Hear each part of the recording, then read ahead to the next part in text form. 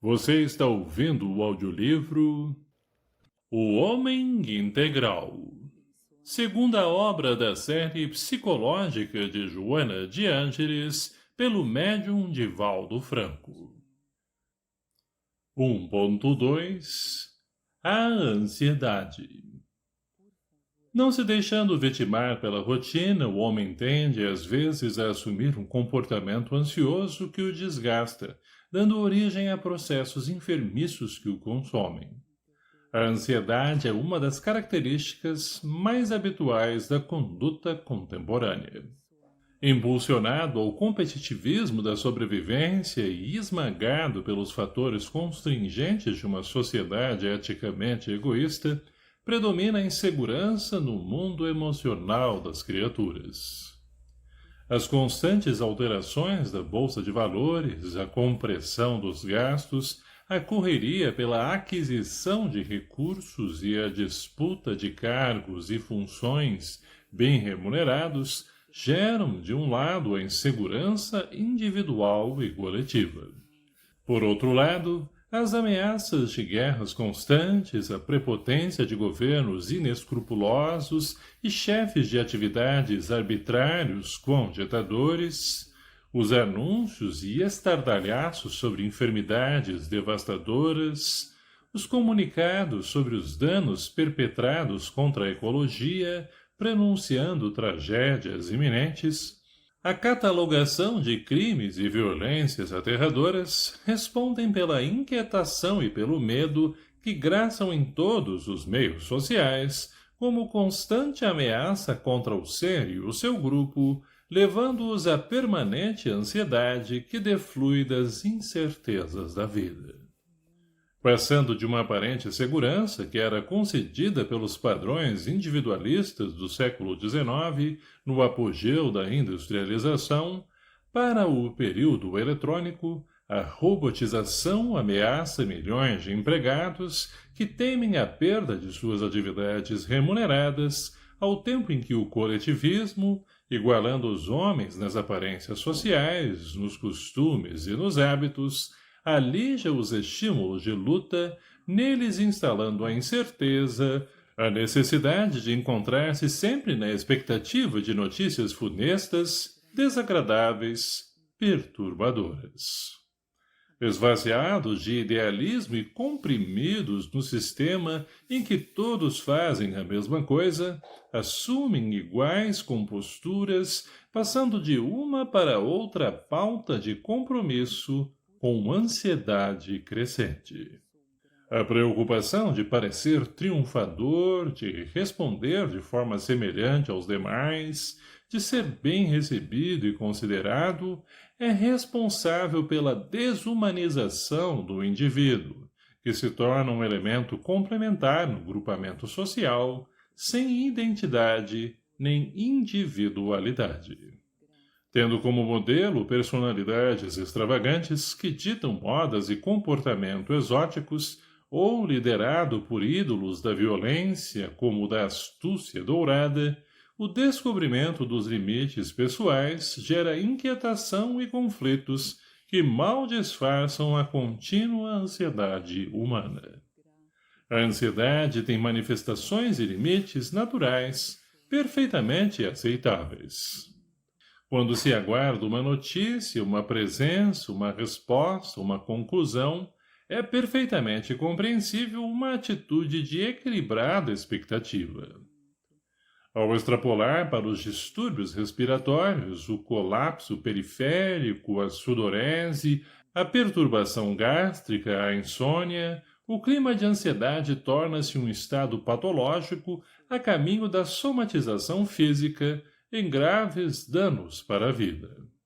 O grande desafio contemporâneo para o homem é o seu autodescobrimento. Não apenas identificação das suas necessidades, mas, principalmente, da sua realidade emocional, das suas aspirações legítimas e reações diante das ocorrências do cotidiano. Mediante o aprofundamento das descobertas íntimas, altera-se a escala de valores e surgem novos significados para sua luta, que contribuem para a tranquilidade e a autoconfiança. Não há, em realidade, segurança enquanto se transita no corpo físico.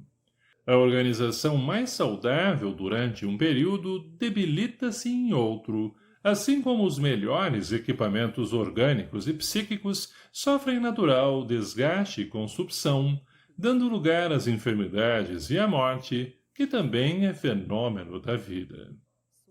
A ansiedade trabalha contra a estabilidade do corpo e da emoção.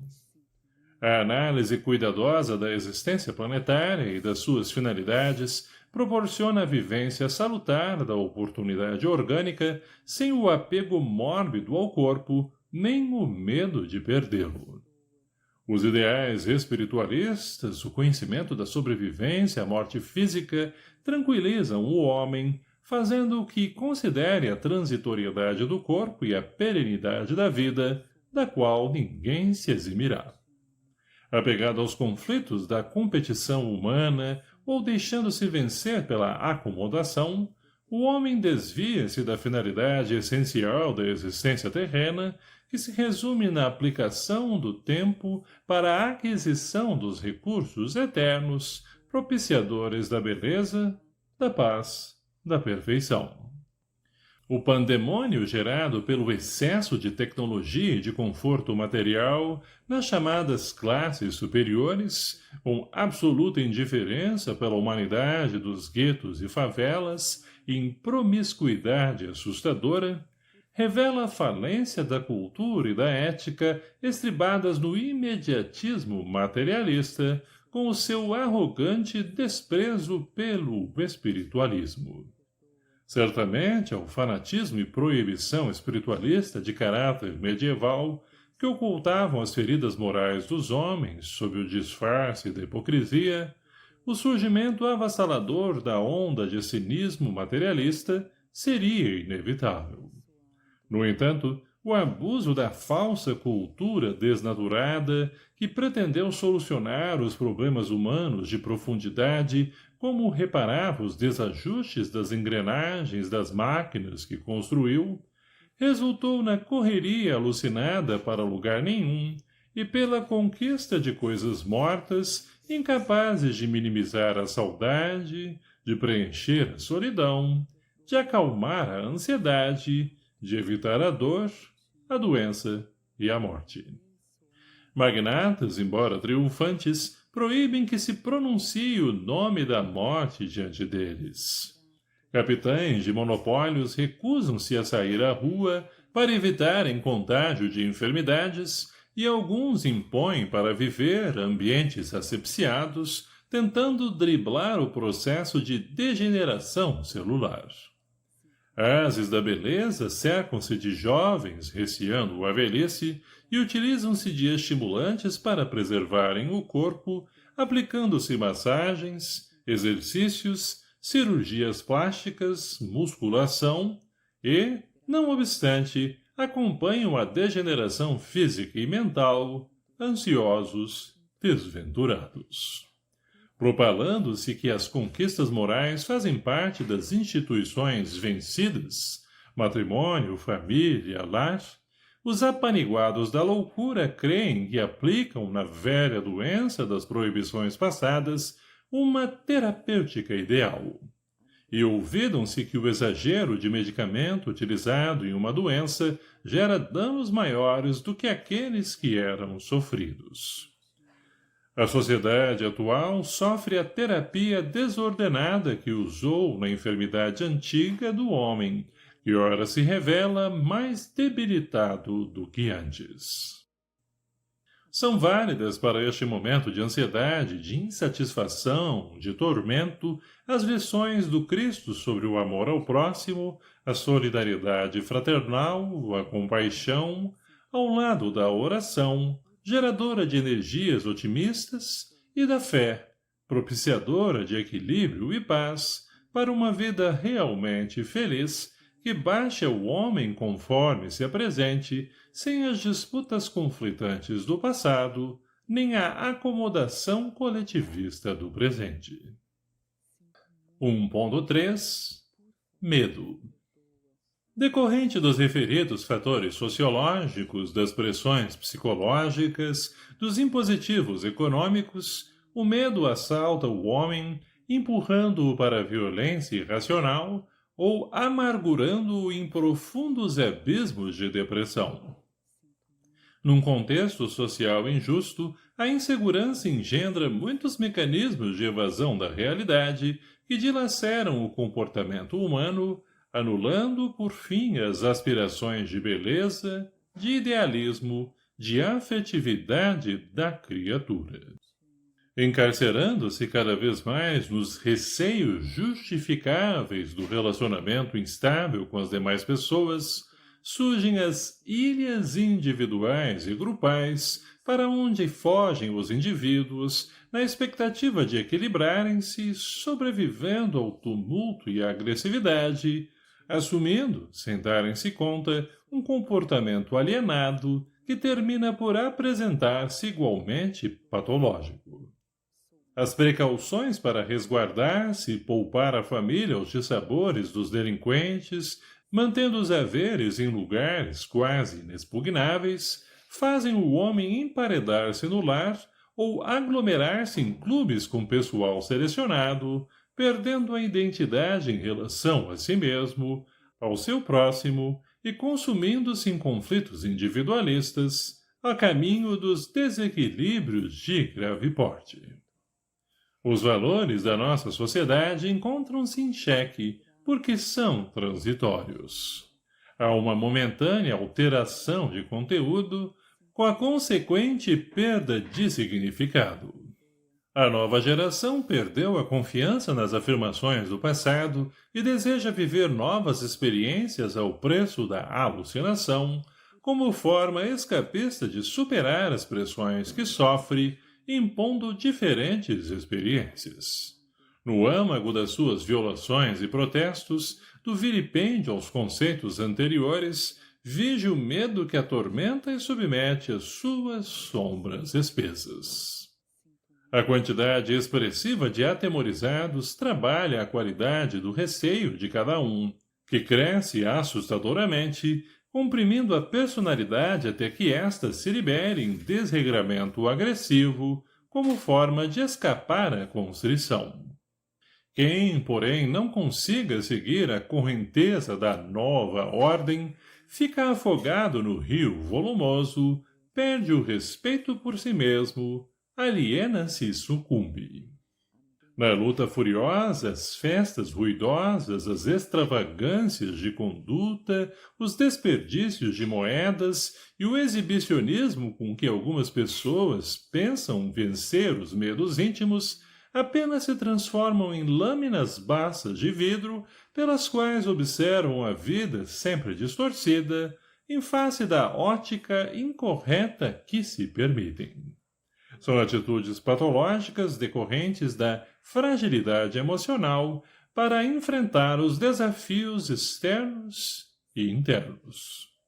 A consupção da sociedade moderna é a história da desídia do homem em si mesmo, enlanguecido pelos excessos ou esfogueado pelos desejos absurdos. Adaptando-se às sombras dominadoras da insensatez, negligencia o sentido ético gerador da paz. A anarquia, então, impera numa volúpia destrutiva, tentando apagar as memórias do ontem, enquanto implanta a tirania do desconcerto. Os seus vultos expressivos são imaturos e alucinados, em cuja rebelião pairam o oportunismo e a avidez. Procedentes dos guetos morais, querem reverter a ordem que os apavora, revolucionando com atrevimento, em face do insólito, o comportamento vigente. Os antigos ídolos que condenaram a década de 20 e 30 como a da geração perdida, produziram a atual era da insegurança, na qual malograram as profecias exageradamente otimistas dos apaniguados do prazer em exaustão, fabricando super-homens da mídia que, em análise última, são mais frágeis do que os seus adoradores, pois que não passam de heróis da frustração. Guindados às posições de liderança, descambaram esses novos condutores em lamentáveis desditas, consumidos pelas drogas, vencidos pelas enfermidades ainda não controladas, pelos suicídios discretos ou espetaculares. A alucinação generalizada certamente aumenta o medo nos temperamentos frágeis, nas constituições emocionais de pouca resistência. De começo, no indivíduo. Depois, na sociedade. Esta é uma sociedade amedrontada. As gerações anteriores também cultivaram os seus medos de origem atávica e de receios ocasionais. O excesso de tecnicismo com a correspondente ausência de solidariedade humana produziram a avalanche dos receios. A superpopulação tomando os espaços e a tecnologia reduzindo as distâncias arrebataram a fictícia segurança individual que os grupos passaram a controlar, e as consequências da insânia que cresce são imprevistas. Urge uma revisão de conceitos, uma mudança de conduta, um reestudo da coragem para a imediata aplicação no organismo social e individual necrosado. Todavia é no cerne do ser, o espírito, que se encontram as causas matrizes desse inimigo rude da vida que é o medo. Os fenômenos fóbicos procedem das experiências passadas, reencarnações fracassadas, nas quais a culpa não foi liberada em face do crime haver permanecido oculto ou dissimulado ou não justiçado, transferindo-se a consciência faltosa para a posterior regularização. Ocorrências de grande impacto negativo, pavores, urdiduras perversas, homicídios programados com requintes de crueldade, traições infames sob disfarces de sorrisos, produziram a atual consciência de culpa de que padecem muitos atemorizados de hoje no interrelacionamento pessoal. Outros sim, catalépticos sepultados vivos que despertaram na tumba e vieram a falecer depois, por falta de oxigênio, reencarnam-se vitimados pelas profundas claustrofobias, vivendo em precárias condições de sanidade mental. O medo é fator dissolvente na organização psíquica do homem, predispondo-o por somatização a enfermidades diversas que aguardam correta diagnose e específica terapêutica. À medida que a consciência se expande e o indivíduo se abriga na fé religiosa racional, na certeza da sua imortalidade, ele se liberta, se agiganta, recupera a identidade e humaniza-se definitivamente, vencendo o medo e os seus sequazes, sejam de ontem ou de agora. Abençoado ouvinte do canal, obrigado por nos ouvir. Curta e compartilhe este vídeo para ajudar o nosso trabalho. Que Deus abençoe a todos. Obrigado.